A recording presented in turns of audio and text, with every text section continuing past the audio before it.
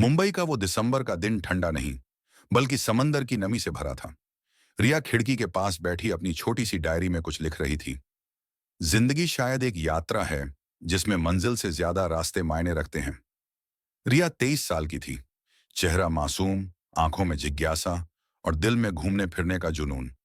पढ़ाई पूरी करने के बाद वो एक ट्रैवल व्लॉग चैनल में वीडियो रिपोर्टर के तौर पर काम करने लगी थी। समुद्र उसका सपना था। बचपन से ही वो अपने पापा से सुनती आई थी कि लहरों में कोई एक जादू है जो इंसान को अपने पास खींच लेता है। जब उसे कंपनी की तरफ से एक क्रूज ट्रिप डॉक्यूमेंट करने का असाइनमेंट मिला, तो वो खुशी से पागल हो गई। माँ सोचो, मैं असली जहाज पर जाऊंगी, वो भी कई दिन के सफर के लिए, उसने कपड़े पैक करते हुए कहा। माँ ने बस इतना कहा, समंदर खूबसूरत है लेकिन बेरहम भी, सावधान रहना।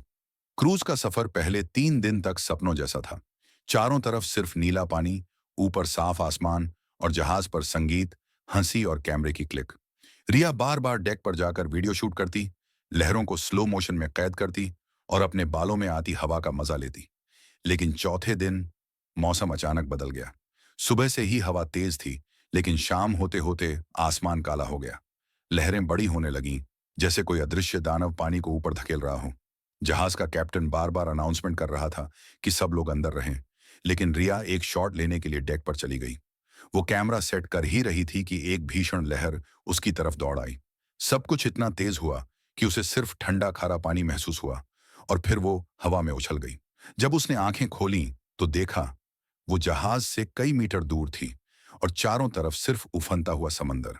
रिया ने किसी तरह एक बड़े लकड़ी के टुकड़े को पकड़ा, जो शायद जहाज से टूटकर आया था। लहरें उसे इधर उधर फेंक रही थीं, नमकीन पानी उसके होंठ जला रहा था और हर सांस भारी लग रही थी। रात होते होते ठंड उसकी हड्डियों में घुस गई। आसमान में तारे तो थे, लेकिन वो सिर्फ दूर के गवाह थे, मदद नहीं।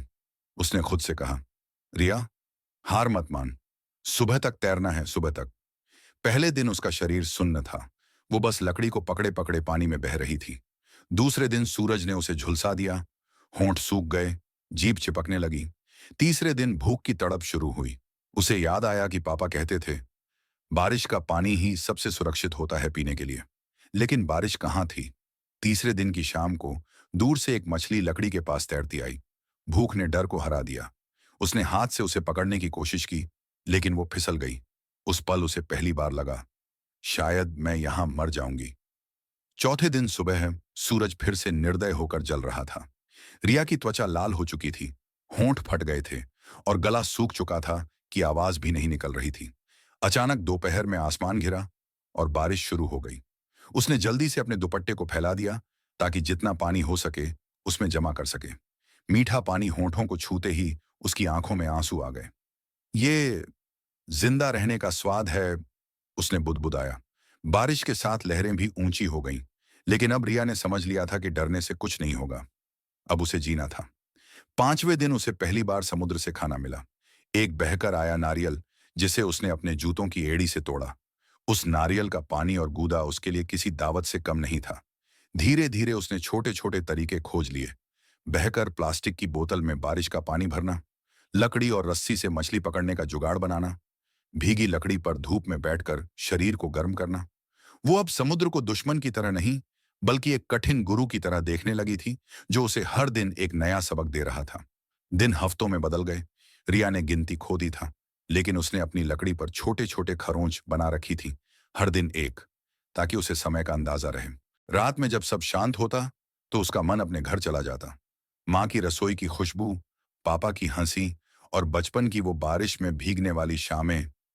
यादें मीठी थीं, लेकिन वो अब जहर जैसी लगने लगी थीं, क्योंकि वो सब बस यादें थीं। कभी कभी वो रोती और रोते रोते खुद को डांटती, रोने से पानी मिलेगा क्या? नहीं, जीना है तो दिमाग लगाना पड़ेगा। एक रात जब लहरें सामान्य थीं, पानी के नीचे हलचल हुई। उसने लकड़ी के नीचे से एक भारी छाया को गुजरते देखा। कुछ ही पलों में एक बड़ी शार्क का पंख पानी से बाहर निकला और रिया की तरफ बढ़ने लगा। उसका दिल इतनी तेजी से धड़क रहा था कि उसे लगा छाती फट जाएगी। उसने लकड़ी के टुकड़े से पानी पर जोर जोर से मारना शुरू किया और चिल्लाने लगी। शार्क कुछ देर उसके चारों तरफ घूमती रही, फिर गहराई में चली गई। उस रात उसने पहली बार सच में मौत की सांस अपने कानों में सुनी। दिन, हफ्ते और फिर महीने उसके बाल अब लंबे और उलझे हुए थे, शरीर दुबला हो चुका था और त्वचा पर नमक के दाग पड़ गए थे। कभी कभी दूर कोई जहाज दिखता, लेकिन वो इतना दूर होता कि मदद के लिए पुकार बेकार जाती। हर बार उम्मीद टूटने पर उसका दिल थोड़ा और भारी हो जाता, लेकिन वो खुद से कहती, जब तक सांस है, हार नहीं मानूंगी। अब उसे समुद्र में रहते हुए 1 साल से ज्यादा हो चुका था। उसकी लकड़ी की बेड़ा सी तख्ती जगह जगह से घिस चुकी थी और बारिश का पानी भी कई हफ्तों से नहीं मिला था।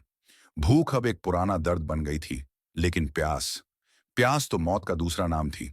उसने अपने होंठों को जीभ से गीला करने की कोशिश की, लेकिन नमक से और जलन हो गई। उसका शरीर अब इतना कमजोर हो चुका था कि कई बार वो घंटों तक बस आंखें बंद करके पड़ी रहती। मन में बार बार एक ही ख्याल आता, शायद अब बस यही आखिरी रात है। उसने आसमान की तरफ देखा और बुदबुदाई, अगर भगवान है तो या तो मुझे बचा लो या मुझे अपने पास बुला लो। अगली सुबह सूरज उगने से पहले उसे हवा में एक अलग सी गंध आई, डीजल की। उसने आंखें खोली और दूर क्षितिज पर एक छोटा सा जहाज देखा। दिल धड़कने लगा, लेकिन डर भी था कि कहीं पहले की तरह यह भी निकल ना जाए।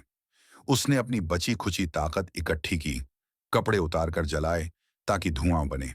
धुआं उठते ही उसने चिल्लाना शुरू किया, बचाओ, यहां कोई है। पहले तो जहाज चलता रहा, लेकिन कुछ ही देर में उसने रिया की तरफ मुड़ना शुरू किया। उस पल उसकी आंखों से आंसू बह निकले। 438 दिन की यातना, दर्द और संघर्ष जैसे लहरों के साथ पीछे छूटने लगे। जब उसे जहाज पर खींचा गया तो उसका वजन आधा रह गया था। बाल उलझे हुए, त्वचा पर नमक और सूरज के दाग, होंठ फटे हुए, लेकिन आंखों में अब भी एक अजीब सी चमक थी।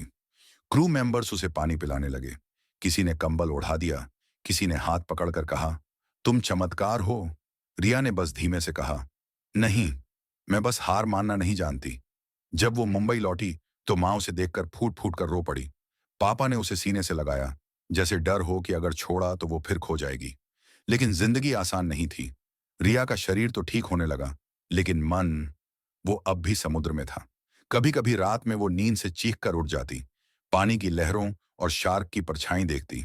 फिर भी उसने खुद से वादा किया, ये कहानी मैं अपने तक नहीं रखूंगी। लोग जानेंगे कि जिंदगी चाहे जितनी बेरहम हो, जब तक सांस है, उम्मीद है।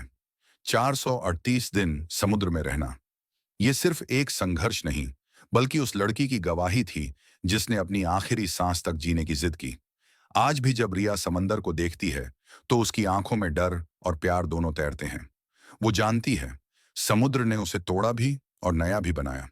अगर वीडियो पसंद आई हो तो चैनल को सब्सक्राइब जरूर करें और वीडियो को लाइक और शेयर करें। आपका सपोर्ट हमें और ऐसी कहानियां लाने की ताकत देता है।